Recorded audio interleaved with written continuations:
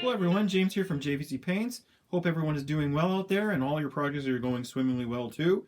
Today I have the official reveal of my Heavy Guns group build kit, the Tamiya Italeri Flak 3788 AAAT gun.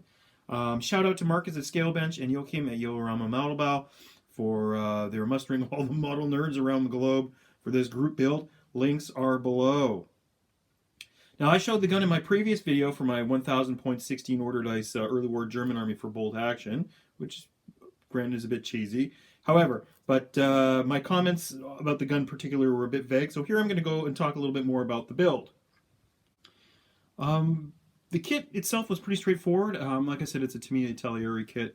The figures and the truck or the tractor that came with the kit are definitely Tamiya, but rereading the instruction manual, this is actually an Italeri project. You can get this 88 in this scale. They had another older kit, which was a desert one, which was quite interesting. But anyways, it's kind of out of protection. Anyways, talking about the build here, the kit is very, very good. It's perfect for wargaming, and I'm going to display why here. The gun elevates; it goes up 90 degrees. We also have the platform will rotate. You can take a look here at the fire. The gun does rotate 360, which is pretty good. And also, you can maybe make out here, I'm going to move my hands again here, it also has a recoil. So you can have the gun actually kind of firing or whatever, have it in any position you want if you were to build a diorama with it. So the kit itself is pretty good. I decided to mount it to this base. The base here is actually plastic card. I've traced a CD because it was the only spare CD I had left. I was like, oh, I didn't want to mess it up. I'm just that way, I guess. It went together quite well. The painting, primed it black, German XF63 German gray, and then I gave it a sort of a black wash, I think with that Agrax Earth shade, a little bit of that in there. And then I just mudded it up, gave it a bit of a brown wash down on the lower ends here to blend it into the base, and then I sort of, got some honey brown dry brushing, put the 7th Panzer Division armor marking on there, and you might be able to make out just a few sort of greasy stain marks that might indicate that it might be rusting out pretty soon, or just grime in general.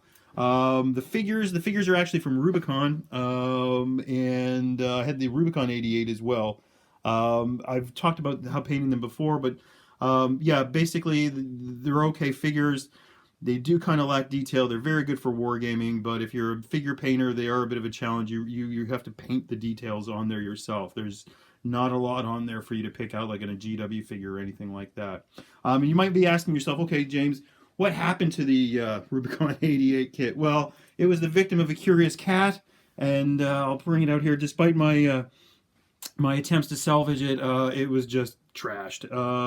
It also rotates and goes up and things like that, but as it fell, the pins came out in the mechanism under here. One of the seats went missing, and as I'll just turn it up here, you might be able to see it's not exactly aligned that well. So as disappointing as that was, it'll be given a second life here as a scenery project, and I will show that to you guys here.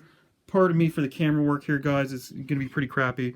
My mate Gio, who you've seen on the channel a couple times, he gave me this tack home Flak Tower kit for Christmas. It's 1/350th, but what we're going to do is we're going to put the 88 on the top on the roof here. We're going to lose these little guns. We're probably going to make that door a little bit bigger or something like that, and just make it into a nice scenery piece or an objective or something like that. And it'll be either, partially knocked out or a partially operational gun, probably in a scenario that we do. Anyways, guys, that's it for me today. Big shout out again to Marcus and Joachim. Thanks for watching, and keep those brushes moving, and we'll see you in the next one. Photos to follow.